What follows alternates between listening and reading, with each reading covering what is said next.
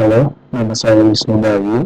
Saya akan melakukan ulasan terhadap 3 buah tulisan. Saya memiliki 3 buah artikel, semuanya berhubungan dengan web developer atau JavaScript.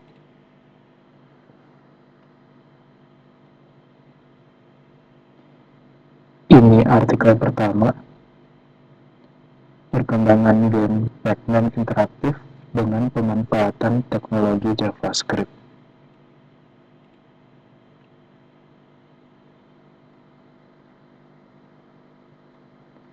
Jadi di sini saya memilih tema yang berhubungan dengan JavaScript karena itu salah satu bahasa pemrograman yang dipelajarin di awal-awal semester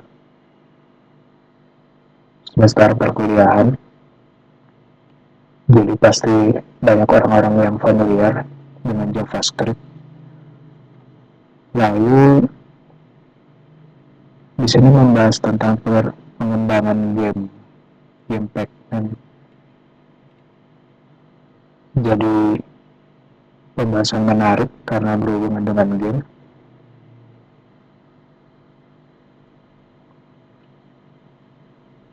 Lalu game juga termasuk dalam proyek awal-awal untuk orang yang sedang belajar bahasa pemrograman.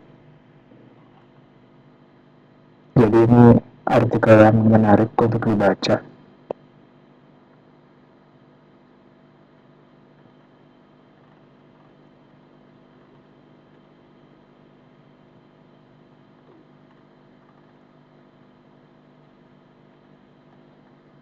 Lalu salah satu kelebihan dari artikel ini di sini membahas tentang codingnya.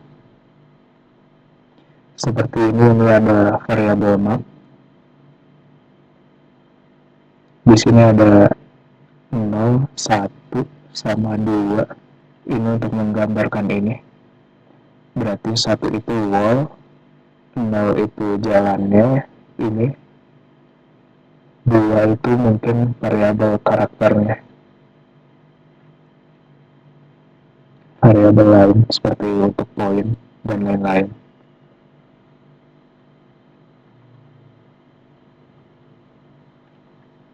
Lalu ada codingnya seperti ini. Walaupun tidak semuanya diperlihatkan, tapi ada beberapa fungsinya seperti ini untuk menghitung life-nya, nyawanya.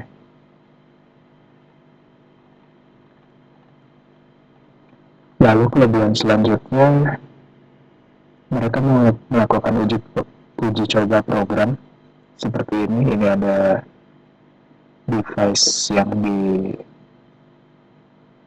dicoba, ada ini laptop Aspire sama Asus. Seperti ini tampilannya saat dijalankan.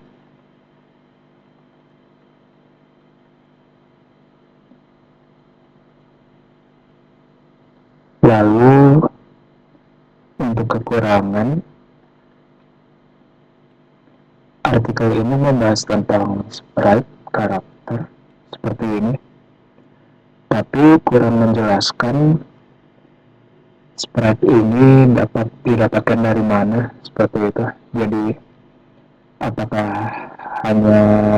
apakah bentuk sprite ini berupa gambar PNG, atau ini dibuat dengan coding seperti HTML Canvas. Di bagian coding juga tidak dijelaskan di mana untuk menempatkan sprite-nya.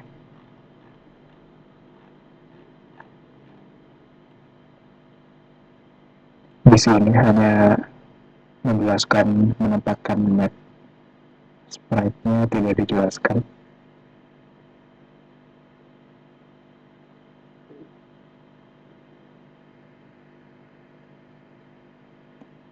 ada untuk Ghost, tapi sepertinya hanya ini random target buat random si Ghostnya, tapi tidak dijelasin buat menempatkan sprite-nya.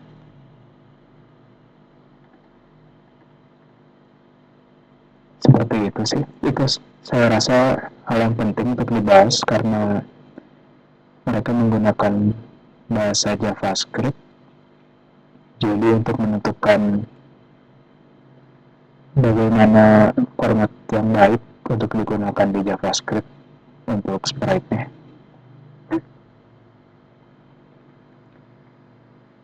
Langsung lanjut ke artikel nomor 2 tentang front-end web developer. Pembahasan mengenai front-end web developer dalam ruang lingkup web development.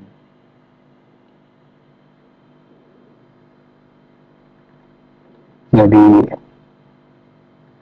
di sini membahas tentang struktur fundamental front-end, HTML, CSS, JS, lalu membahas framework, lalu tugas dan tanggung jawab, dan jenjang karir.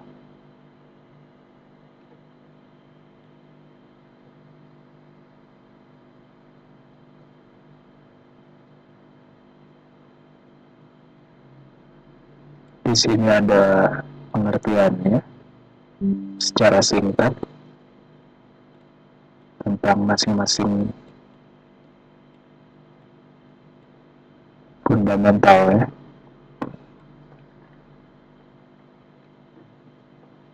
Di sini juga ada masing-masing penjelasan tentang frameworknya.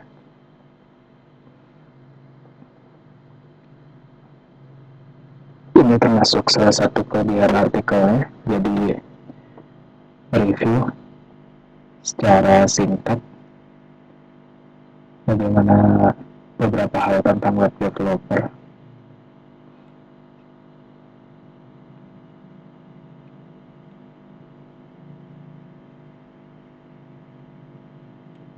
Di sini juga membahas tentang tanggung jawab. Ini perlu dibahas karena salah satu bagian yang sangat penting. Jadi kan percuma kalau fundamentalnya bagus, frameworknya bagus, tapi orang tidak mengerti tugas dan tanggung jawab, jadi kan percuma. Nah, tapi di sini ada beberapa kekurangannya, seperti di sini pada bagian framework, di sini ada React. Menurut saya ini seharusnya dibuat kategori baru, bukan di bagian framework, tapi ke bagian JavaScript library. Karena di sini menulis seperti ini. React adalah salah satu library JavaScript. Jadi seharusnya dibuat kategori baru, bukan di dalam framework. Atau mungkin ini bisa dirubah kalimatnya, tadinya framework jadi teknologi atau kalimat lainnya.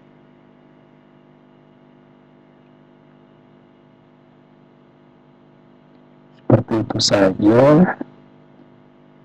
Lanjut ke artikel nomor 3.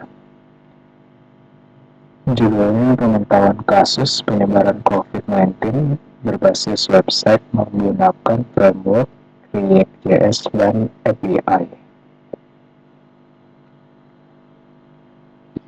Jadi menurut saya ini artikel yang bagus karena berhubungan dengan kesehatan, jadi menyelamatkan seseorang seperti itu. Ini juga menggunakan React, jadi ini menarik untuk saya.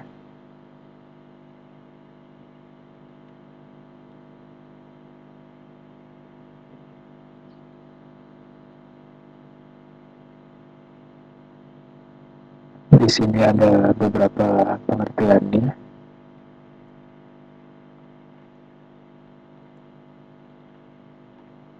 Lalu ada grafik, struktur navigasi, grafik diagram. Lalu ada wireframe-nya.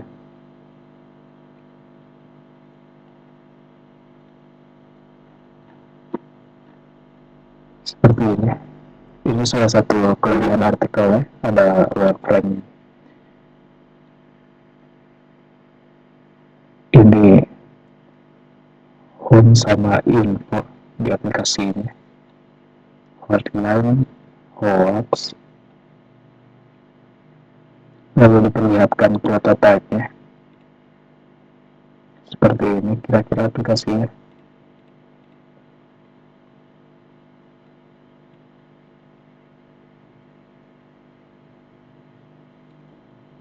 Jadi seperti ini isinya tentang informasi artikel seperti ini sama grafik-grafik kasus. Ini ada grafik yang seperti ini, lalu ada yang tabel. Tapi saya belum tahu seperti apa jelasnya aplikasinya karena saya belum pernah menggunakannya.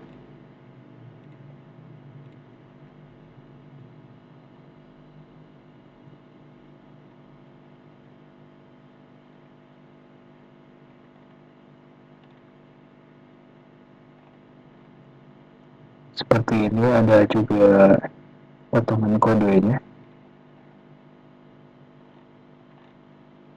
Mereka tidak menampilkannya secara detail, mungkin kalau opini saya sih mereka menunjukkan ini untuk menunjukkan saja kalau mereka menggunakan React, jadi bisa dilihat dari struktur foldernya.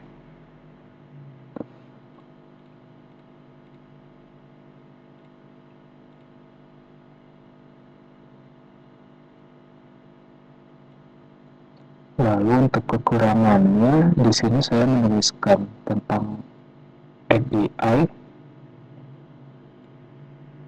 Di sini mereka menggunakan kata API dalam judul, tetapi dalam pembahasan tidak ada pembahasan tentang API.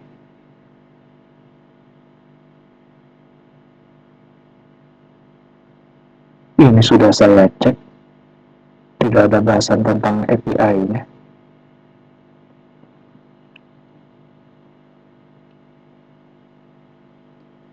Jadi di sini menjelaskan fungsinya, pemantauan kasus, lalu menjelaskan tentang teknologi React, tapi kurang menjelaskan teknologi API-nya. Mungkin kekurangan dari artikel ini seperti itu. Mungkin tidak perlu menggunakan kata API dalam judulnya.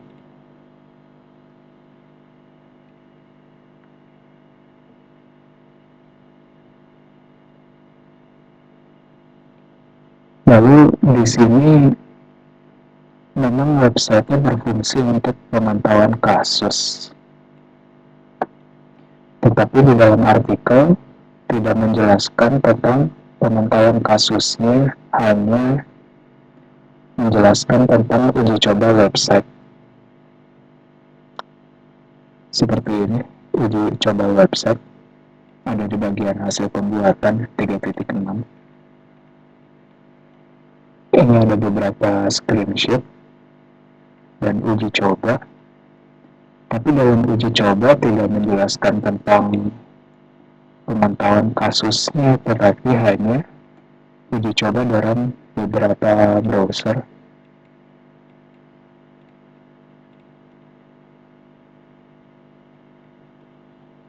Jadi judulnya mungkin menurut saya agak kurang tepat digunakan.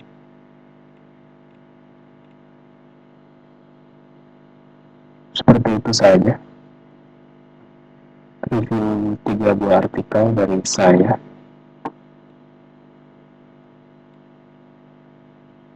Jadi yang satu, artikel 1 menarik karena membahas pengembangan game.